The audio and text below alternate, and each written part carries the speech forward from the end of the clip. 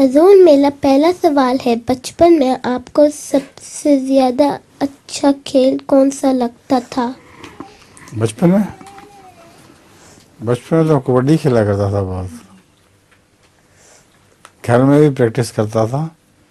کینچی مارنے کا ماہر تھا اور اپنے گھر میں لوگوں کو، بہنوں کو، سب کو دوڑ کے کینچی لگا لیتا تھا. اور میں کینچی مارا کرتا تھا ہاتھ چھوڑ کے.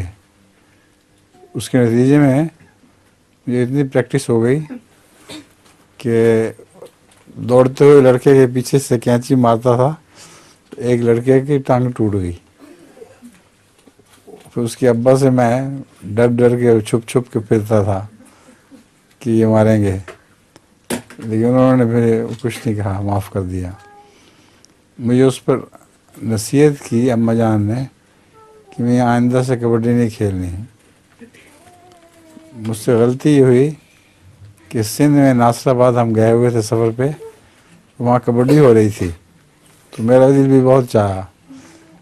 میں شروع کر دی میں نے بھی کبڈی، اور اسی کبڈی میں ایک اور لڑکی کی ٹانگ ٹوٹ گئی.